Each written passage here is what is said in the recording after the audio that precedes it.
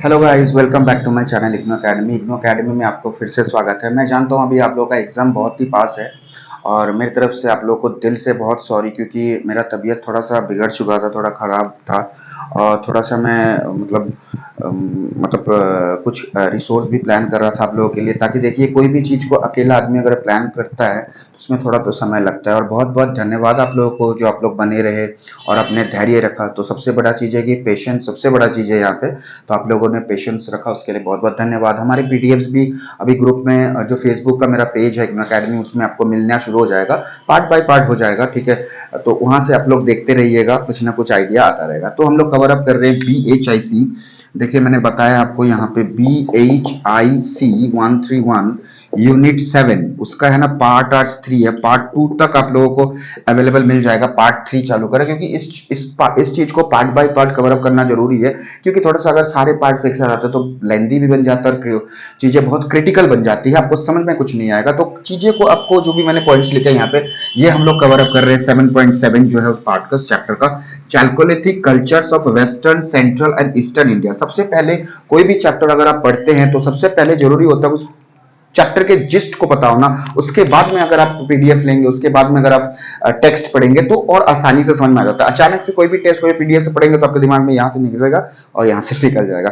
तो और बने रहिए हमारे चैनल में। अगर चैनल में नए हैं तो प्लीज सब्सक्राइब जरूर कर दीजिएगा और हाँ, लाइक करिए, दोस्तों के साथ शेयर कीजिए, कमेंट कीजिए और हाँ, बने रहिए। अब क्या है कि अभी जो इसके बाद में आपके question answers, important question answers भी मैं इस चैप्टर से देता रहूंगा कि एग्जामिनेशन पॉइंट्स ऑफ व्यू से क्या क्या चाहिए और एग्जाम आप कैसे फेस करेंगे, उसके लिए भी स्ट्रैटेजीज मैंने प्लान कर रखी है। मैं वन बाय वन आपको बताता रहूंगा।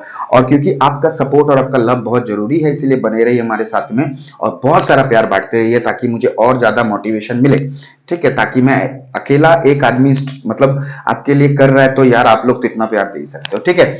तो बिना लेट के हुए बढ़ते, देखिए Chalcolithic cultures of western, central and eastern India. अब देखो वेस्टर्न, सेंट्रल और ईस्टर्न इंडिया के बारे में आपको बताने की जरूरत नहीं है। वेस्टर्न चीज का मतलब कौन से पार्ट के वेस्टर्न पार्ट कहा जाता है पता है आपको, राजस्थान, गुजरात, उस जगह के पार्ट्स को।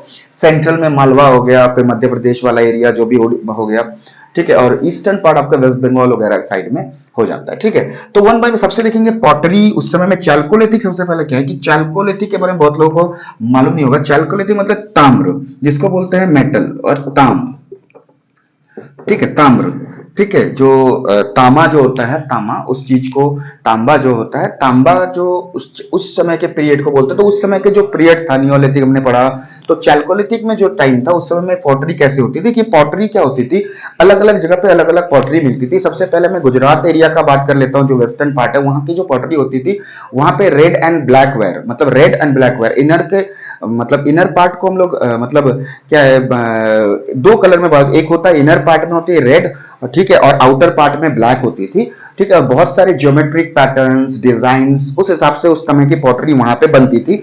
उसके बाद में हम लोग निकल आ जाएंगे क्या, सेंट्रल पार्ट में हो गया, वहां पे जो पॉटरी बनती थी ना, बहुत फिनिश्ड बनती थी, बहुत ही सुंदर, शाइनिंग एकदम तरीके से दिखने वाली, ठीक है, अलग टाइप की थी। उसको हम लोग मालवा वेयर भी बोलते हैं, ठीक है। और ईस्टर्न पार्ट इंडिया जो भी आपके है ना, उड़ीसा पार्ट, उड़ीसा साइड में हो गया आपका, वेस्ट बंगाल साइड में होगा, तो यहाँ पे भी जो एक लस्चरस और फाइन तरीके से, मतलब पूरी तरीके से डिजाइनिंग, ज्योमेट्रिक पैटर्न्स, देखने में खूबसूरत और बहुत सारे मोटिव्स, डिजाइन्स, ये सब में चीजें में बनती थी, ठीक है। तो ये पॉटरी के जो फीचर्स है, उस समय के पॉटरी के फीचर, इससे पहले के पार्ट्स में भी पॉटरी के फीचर्स को मैंने डिस्कशन किया है, तो उस डिस्कशन को आप इसके मैच कर लीजिएगा। बस कुछ नहीं है, हर एक यूनिट में ना एक्सटेंशन है कि ये यहाँ पे चीजों को बार बार रिपीट किया गया है, पर सारी चीजों को आपने कंबाइन एक साथ करना है। देखिए एक एक पार्ट का अलग अलग तो इतना होता नहीं है, हर एक पार्ट का आपको एक साथ में कंबाइनिंग आंसर्स लिखने हैं जब भी आप लिखेंगे, ठीक है। उसके बाद आता है उस समय के चैल्कोलिथिक पीरियड में इन तीनों जगह पर ये जो वेस्टर्न, सेंट्रल और ईस्टर्न पार्ट में जो आपका इकोनॉमी बनता है, इकोनॉमी मतलब कैसे जीवन यापन कैसे करते थे, तो सबसे पहले देखिए पॉटरी तो था ही था, पॉटरी के साथ में आपको वहां पे मिल जाता था सबसे पहला प्राइमरी चीज है एग्रीकल्चर, एग्रेरियन इकोनॉमी। तो वो मैंने पहले पार्ट्स में भी डिस्कशन किया गया, देख लीजिए। एग्रीकल्चर सबसे इंपॉर्टेंट पार्ट होती थी उस समय पे। एग्रीकल्चर के साथ में आपको एनिमल डोमेस्टिकेशन भी मिल जाता था। उसके बाद में धीरे धीरे थोड़े थोड़े ट्रेडिंग मिल जाती थी। अब देखिए ट्रेडिंग कौन करता था, जो हायर क्लासेस के लोग थे वो ट्रेडिंग में बिलीव करते थे, लोअर क्लासेस के लोग थे वो अपना एग्रीकल्चर में रहते थे। उसके बाद पॉटरी हो गया, बीड्स मेकिंग हो गया, ये तरीके के बहुत सारे आपको इकोनॉमिक एक्टिविटीज देखने को मिल जाएंगे जो एक अपने लाइफ में जिंदगी बिताने के लिए पैसे का तो जरूरत है भाई, बिना पैसे का कोई कुछ नहीं मिलता है। तो ठीक है, तो ये पैसा जो कमाने का जरिया है वो इन चीजों से, एग्रीकल्चर, चीजों से, डोमेस्टिकेशन ऑफ एनिमल्स, चीजों से, मेकिंग ऑफ ब्यूटीफुल हैंडीक्राफ्ट्स, ये सारे चीजों से मिलता है। तो इससे कहने का मतलब तात्पर्य ये है कि देखिए उस समय के लोग जो थे ना इन चीजों में बहुत अच्छे से करते थे और ये अपने दिल से करते थे, बहुत अच्छे तरीके से करते थे, तभी इतनी सुंदर सुंदर पॉटरी बनी है और वहां के पॉटरी से आइडिया हमारे पास में आया है। सेकंड होता है हाउस एंड हैबिटेशन। अब रहते क्या थे भाई, हैबिटेशन आप जानते हैं, वहां के हैबिटेशंस कैसे थे, क्या थे। बेसिकली देखिए क्या होता है कि हाउस वहां के जो थी ज्यादातर मड ब्रिक्स, उसके बाद में मड ब्रिक्स, रेक्टेंगुलर हाउसेज ज्यादा होते थे, ठीक है, बहुत ही प्लान, जैसे हम लोगों ने आईवीसी में देखा है इंडस वैली सिविलाइजेशन में रेक्टेंगुलर हाउसेज, ठीक है, ड्रेनेज सिस्टम अच्छा था। तो यहाँ का भी कहना यह है, अच्छे ब्यूरियल्स, वेल्स, पानी पीने के लिए हैबिटेशंस में आपको देखने को मिल जाएंगे, कैसे हैबिट थी वहां के लोगों की, बहुत ही अच्छे से उन लोगों ने अपने घर को सजाया था। और एक चीज मैं आपको बता दूं, सॉरी, एक चीज आपको मैं बता दूं, बंगाल साइड में अगर आप आ जाते तो वहां पे मड हाउसेस, ठीक है, थैच्ड रूफ्स, रूफ जो था वहां पे पूरा एकदम फर्स्ट क्लास आपका बढ़िया है ना, रूफ जो था ऐसे एकदम, जैसे मान के चलिए ये घर बना दिया मैंने, ये प्लेन, ठीक है, ये प्लेन रूफ यहाँ पे आपकी बनती थी, ठीक है, जैसे प्लेन रूफ यहाँ पे ऐसे स्ट्रॉज, ठीक है, मतलब वो जो गाय को खाने वाला होता है वो जानते हैं, बैम्बू से ज्यादातर ऐसे ये जो बन जाता था, ये जो हुड्स वगैरह हो गए थे, मान के चलिए ये यहाँ पे मैं बताता हूँ आपको, ठीक है, ये जैसे ये इसके थैट, ये हो गया थैच्ड रूफ्स, ये बैम्बू से ऐसे बने होना, ये ऐसे बना होता है बैम्बू से, ठीक है, तो ऐसे मिलती थी, पता चल जाएगा आपको, बैम्बू हाउसेस, ऐसे बैम्बू से भी, बैम्बू का हेल्प लिया जाता था। हैबिटेशंस तो वही मान के चलिए, कैटल्स वगैरह वगैरह, चरवाहा का जीवन है ना, पानी उनी के बगल में ज्यादातर करते थे। उसमें क्या होता था कि आपका वही है कि मतलब एग्रीकल्चरल बहुत अच्छा बनता था अगर पानी के बगल में करते। तो ये हैबिट्स है।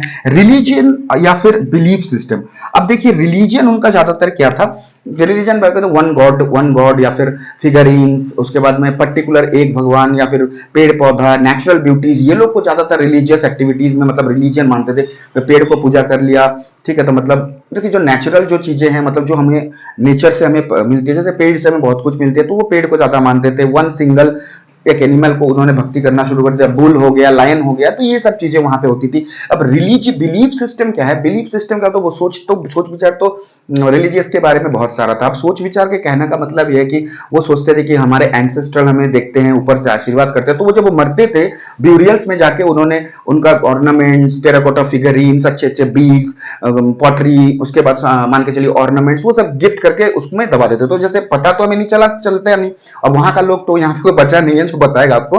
तो ये क्या, जो आर्कोलॉजिस्ट ने वहां से ब्यूरियल्स को खोदने के बाद में पता चला कि हाँ भाई, माना जाता है कि उन्होंने, वो मानते थे कि वो अपने जो एंसेस्ट्रल, जो हमारे जो पूर्वज हैं, वो हमें आशीर्वाद देंगे, तो आशीर्वाद देने के लिए, उनको खुश करने के लिए भाई ये दिया जाता है। आजकल तो भगवान है हमारे पास में, भगवान को खुश करने के लिए हम कुछ भी देते हैं, मिठाई, फूल वगैरह, मतलब जो भी है। तो एक्चुअली क्या है, पुराने जमाने के लोग इस चीजों में विश्वास करते थे, वन गॉड में विश्वास करते थे, नेचर में विश्वास करते थे। हाँ चलो, नदी को पूजा करते थे जिससे कि नदी साफ रहे, पानी हमें वहीं से मिलती है पीने के लिए, एग्रीकल्चर भी हम वहां से करते, तो जो चीज हमें दे रही है चीजों को, तो उनको चीजों की पूजा करना जरूरी है ना, एनवायरनमेंट की पूजा करते। तो यही है आपका रिलीजन एंड बिलीफ सिस्टम। अब सोशल ऑर्गेनाइजेशन क्या है, अब देखिए सोशल ऑर्गेनाइजेशन मतलब सोसाइटी का जो ऑर्गेनाइजेशन से बहुत ही बढ़िया था। लोग मतलब क्राफ्ट्स में, ट्रेड्स में, ये सब में विश्वास करते थे, ठीक है। हाँ सॉरी, कुछ आवाजें आ सकती है क्योंकि बाहर में थोड़ा सा, मैं जहाँ पे वीडियो लेक्चर रिकॉर्ड कर रहा हूँ तो बगल में एक रोड है, तो मतलब थोड़ा सा मेरे ख्याल से कुछ आएगा नहीं, क्योंकि अगर आ जाए तो आप लोग थोड़ा सा मेंटेन कर लीजिएगा, ठीक है, थोड़ा सा एडजस्ट कर लीजिएगा।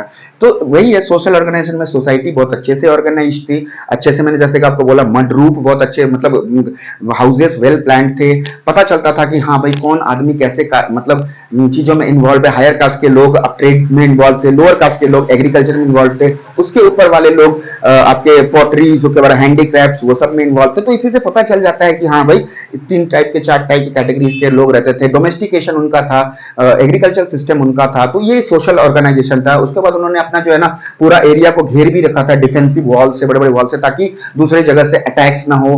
ठीक है, तो ये तरीके से उन्होंने जो ऑर्गेनाइज किया हुआ था, ब्यूरियल्स को अच्छे से बनाया गया था। उसके बाद आपको वहां पे फायर ऑल्टर्स देखने को मिल जाएगा, यज्ञ हवन करने वाली चीजें मिल जाएंगी देखने को। ठीक है, उससे पता चलता है कि हाँ लोग पूजा पाठ भी करते थे, करते रहे थे उस समय पे।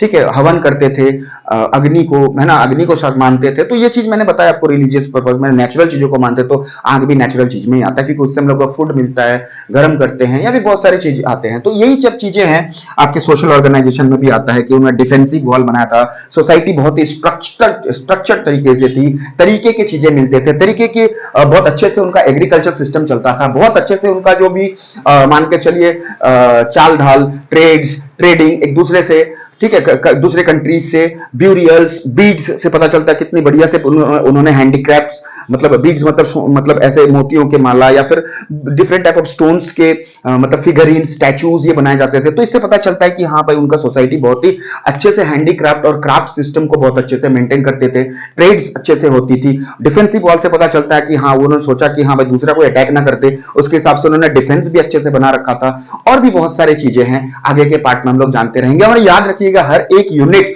इस चैप्टर्स के एक दूसरे से रिलेटेड है। जब भी आप आंसर लिखते हैं वो आंसर्स एक दूसरे से, सारे वीडियोस को इंक्लूड करके आपने आंसर्स लिखना है। आपको पीडीएफ मिल जाएंगे, आपको टेक्स्ट भी मिल जाएंगे, बस वहां से आप लोग देख सकते हैं। ठीक है, और बने रहिए हमारे साथ में, मिलते अगले पार्ट के। और लास्ट वाला जो पार्ट बनने वाला वो है आपका एंड पार्ट है, वो भी आ जाएगा, अपलोड होने वाला है। ठीक है, बने रहिए हमारे साथ। चैनल में नए तो सब्सक्राइब कीजिए, लाइक कीजिए, दोस्तों के साथ शेयर कीजिए, और बहुत बहुत धन्यवाद। जय हिंद।